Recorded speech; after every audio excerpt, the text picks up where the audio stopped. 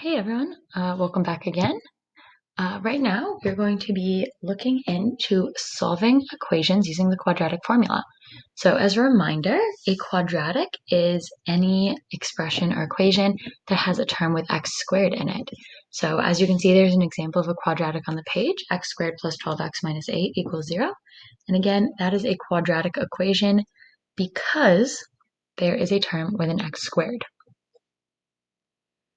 Now, the quadratic formula is the formula that you see off to the left, and it's sort of this like clunky formula, but it is this formula that works for solving any quadratic that you are ever given. So if you recall when we talked about the square root method, I said that the square root method only works for quadratics that don't have this x term, right? They have the x squared, but they don't have the plain old x term. They don't have that middle term, like the plus 12x as you see here. The benefit of the quadratic formula is that it can be used on any quadratic. Now, it can be a little bit clunky and a little bit time consuming. So if you do have the opportunity to do the square root method, or if you have learned factoring and you have the opportunity to use factoring, those should be the sort of priority methods that you use. Those are going to be a little bit more convenient, a little bit better in general, less prone to making mistakes. But sometimes those methods don't work because there's not the right terms, or for factoring, I'll go into that in the factoring video. But when in doubt, you always have the quadratic formula to fall back on. So that is why we are learning it, and that is why it is such an important concept to us, because it can solve any quadratic. Now you'll see the formula over at the left. It says x equals negative b plus or minus the square root of b squared minus 4ac all over 2a. Now that is a formula that should be committed to your memory, and I would assume that when you took algebra 1 a couple years ago, your teacher forced you to memorize it, and I would hope that it is still stuck in your brain. But if it is for some reason not, I would highly recommend that you invest the time in memorizing that as soon as humanly possible, because that is something you should probably commit to brain and know for the rest of your life. Like, I'm quite confident that I could be 80 years old and I would still be able to tell you the quadratic formula off the top of my head like it was nothing, because we use it that much in math. It just keeps on coming back. With all that being said, we have to learn how to use this formula. So in that formula, you'll see 3 letters, A, B, and C. I get these values from the quadratic equation that I'm trying to solve. So in this equation, you'll see that I have x squared plus 12x minus 8 equals 0. Now this equation here is written in the form ax squared plus bx plus c equals 0. And what that basically means is that the numbers that I'm seeing across this equation, those are my a, b, and c value. So my coefficients for x squared and x, and then the constant out at the end. So my coefficient for x squared is a, my coefficient for x is b, and the last number here, that constant, is c. Now, it is important to note that the form of this equation right over here, you'll see that I said that all of that was equal to 0. If there was some number other than 0 right here, you'd have to take whatever is there and figure out how to move it to the left side by performing inverse operations before you could go ahead and determine the a, b, and c values. But for us, we don't need to worry about that on this example. We will do another one where we do. Okay. With that being said, the other thing to look at, I underlined the a, b, and c values, but when I started this and I underlined the space in front of x squared, I didn't underline anything. Some people make a mistake here and they say, oh, there's nothing there, so a must be 0. But think about it. If the coefficient of x squared was 0, you would have 0 times x squared. If that was the case, you wouldn't have an x squared there, right? You would be multiplying by 0. That would be nothing. It would just be 0. So if you just have an x squared, or you just have an x, right, there is a coefficient, and that coefficient is 1, right? I have a singular x squared there, right? There's one x squared on that page. So even if it's not written 1 times that, know that that is in fact a 1. If it helps you to write in the 1, you are free to do that. Okay? But now that I've done that, I'm going to write down my a, b, and c value. I know that a is 1. I know that b is 12. And I know that c is negative 8. And please keep in mind that those signs do have to be included. So if it's negative, and you can see that from like a subtraction, then you need to include the negative in the value of that. Now that we know our a, b, and c value, we can go ahead and plug them into the quadratic formula. So as we do that, what we're doing is we are rewriting the quadratic formula exactly as is, except for this time, we are going to not write those letters. We're going to write the values that represent them. So as I'm looking at this formula, the first thing that's written is negative b. So I'm going to copy over that negative sign still, right? But instead of writing b, I'm going to write 12 because 12 is the value that represents b. So I have negative 12 here. And then I run into that plus or minus, so I'm going to copy that down. I'm also going to copy down this big, huge radical symbol, and then I'll figure out everything that goes beneath it. So the first thing under the radical symbol is b squared. So I'm going to take 12 and I'm going to square it. And then I do minus 4. And then it says times a, so I'm going to do times 1 because 1 is the same as a. And then I'm going to do times c, and since c is equal to negative 8, I'm writing in times negative 8. Now, if you have written in this radical sign and it doesn't go the whole way across, please make sure you do extend that so that it ends at the end of everything written under it, or else we're not going to understand what you're referring to. So make sure that does extend over everything that you want it to. And then when I'm done with the whole numerator, I can go ahead and draw out that division bar. And then this is all divided by 2a, so I write 2, and then times a, which is 1. At this point, I'm going to go ahead and simplify this, but I have to do it in a few different pieces. This isn't like something that I can go ahead right away and type in my calculator, and the reason being is because of that plus or minus sign. So basically, the plus or minus, I'm going to have to do that by hand. I'm going to have to split this into two different situations. But that means that I just have to sort of separate this into three pieces. So that negative 12 at the beginning, that is already actually fully simplified. So I'm just rewriting that again, and then I'll write the plus or minus. And then what I do next is I'm going to simplify everything that was under the radical symbol. Okay, I'm not going to type in my radical symbol in the calculator just yet because you don't know if this will all come out to an even whole number. And again, we don't want to just put like decimal answers. We are going to be exact in solving these. So I'm just going to use the calculator to evaluate the expression that was underneath the radical symbol. And that means that in my calculator, I can go ahead and type 12 squared minus 4 times 1 times negative 8. And if I do that, this would come out to 176. And then this is all divided by 2 times 1, which comes out to 2. Now at this point, sometimes you would be done with the problem. So let's say we have the square root of 176, and this is not going to come out to a whole number. So we're not going to write it in decimal form, right? So we leave it in radical form. Now, if the square root of 176 could not be simplified, we would be done with this problem. However, the square root of 176 can be simplified. So I'm going to go through here and I'm going to see what perfect squares this is divisible by. And if you aren't solid on simplifying radicals yet, I do encourage you to go back and watch the simplifying radicals video because I'm going to go through this relatively quickly. But remember that if I have a number and I'm trying to figure out which perfect squares it's divisible by, I'm just going to sort of go down the list of perfect squares. So I'm going to try dividing it by any perfect square that's basically half its size or smaller. So I'll start by dividing it by 81. And that doesn't come out to an even number, so it's not divisible by 81. And then I can go ahead and divide it by 64. It is not divisible by 64, so I will keep moving. I do the same with 49. Divide it by 49, not divisible by 49. So I go to my next perfect square, which is 36. Divide it by 36, doesn't work. Move on. Try dividing it by 25, doesn't work. Move on. Try dividing it by 16. Oh, when I divide 176 by 16, I get 11, which means that this is, in fact, divisible by 16.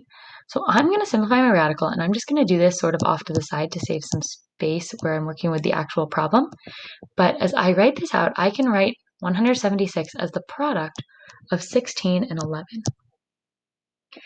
And what this allows me to do is break it into two pieces, the square root of 16 times the square root of 11. And then I go ahead and evaluate the square root of 16 to 4. And this leaves me with 4 times the square root of 11. And that is this radical written in its simplest form. So then I'm going to go back to this problem, and I'm going to go ahead and substitute in 4 times the square root of 11 instead of root 176.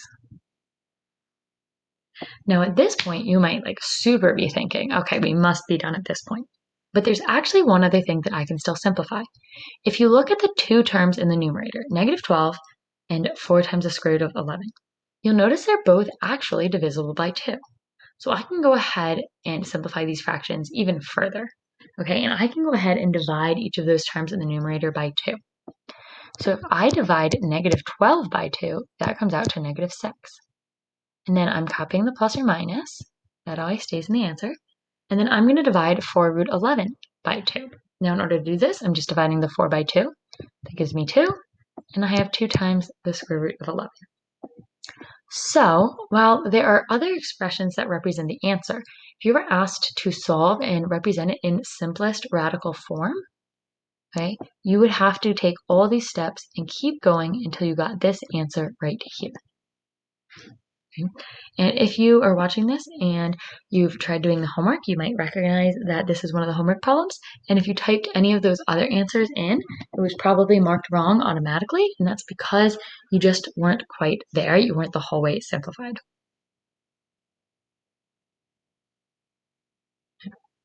So hopefully that was really helpful to y'all. We are going to do one more example before we go, just so you can see one more practice problem. So here we are going to use the quadratic formula again. Once again, this is one of your homework questions. So if you're watching this video, you are at an advantage in terms of doing your homework, unless you might actually be watching this video at some point after you've done this as review or something, in which case that is fine too. But looking at this equation, remember the first thing that I have to do is I need to make sure that my quadratic is in the form ax squared plus bx plus c equals 0. Now I can see that currently my quadratic is not in that form, and that is because over on the right side I have this x squared and this minus x. So very first step is I'm going to move those to the other side of my equation. Now to get the x squared over there, I'm going to subtract x squared from both sides. And to get the minus x over there, I'm going to have to add x to both sides. That'll leave me with nothing on the right side. On the left side, 13x squared minus x squared leaves me with 12x squared. Remember that subtracting 13 minus x squared, there's an imaginary 1. And then when I have negative 16x plus 1x, that leaves me with negative 15x.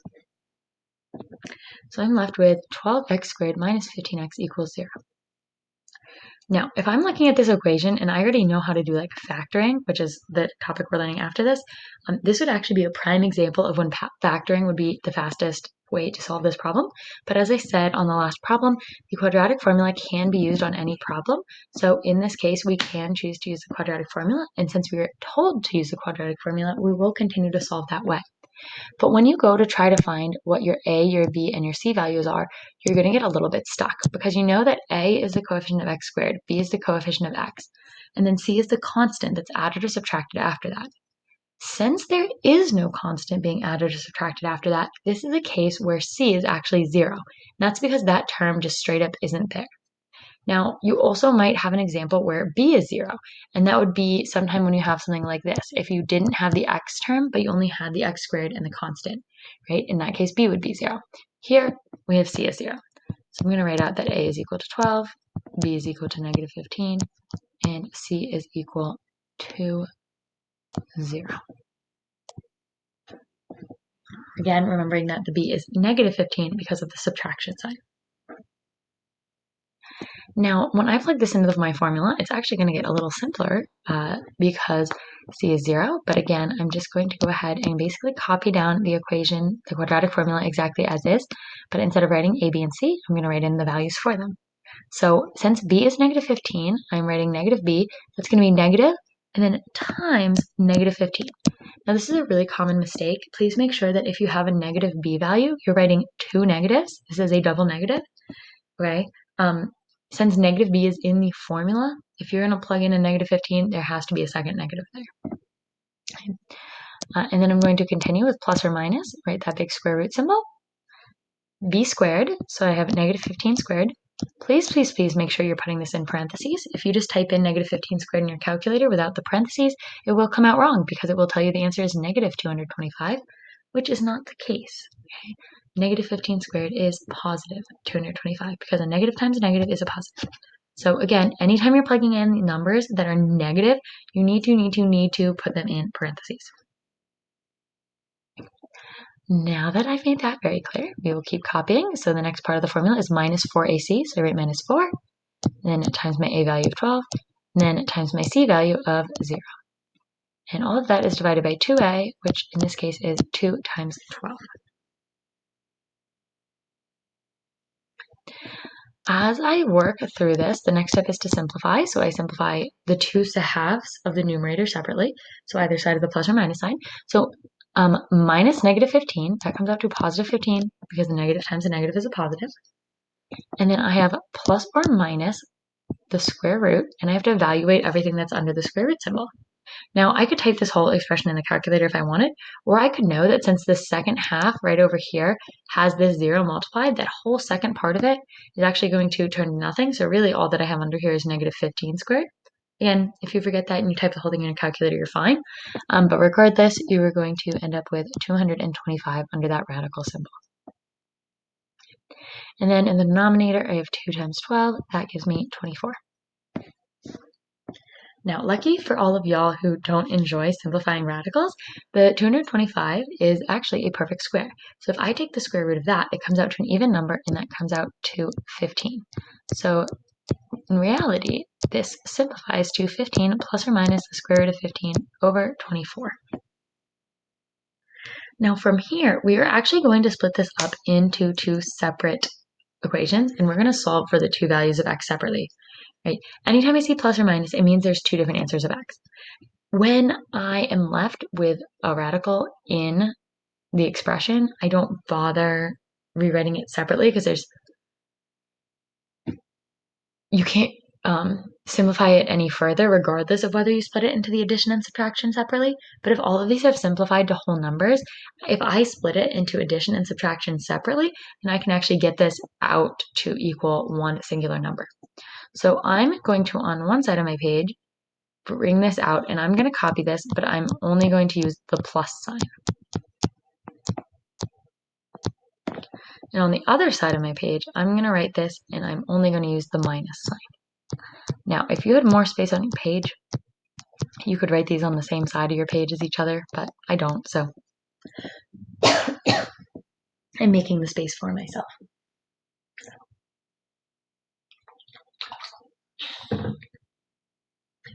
So on the left side of this page where I have that addition, if I do 15 plus 15, that comes out to 30, and I'm left with 30 divided by 24. And then I can go ahead and I can simplify this fraction even more. Okay, I'm going to look for common factor that I can factor out, and essentially since both of these are divisible by 6, I can rewrite this with each of them divided by 6, which gives me 5 over 4. That fraction is simplified to x is equal to 5/4, so that is one of my 2 answers. For my other answer, I'm going back to the right side of the screen. I am saying my numerator is 15 minus 15, so that comes out to 0. I'm left with 0 over 24. Now 0 divided by anything is going to be 0, so my answer over here is actually that x is equal to 0. So I have 2 answers here. One of them, x is equal to 5/4, one of them, x is equal to 0. Sometimes you'll see people write the answers separately. You might also sometimes see someone write them separated by a comma, so you could say x is equal to 0, comma 5/4. That's something you might see. Whichever way you want to do it is acceptable, but just so that you're aware that those are both ways you might see it written in the future.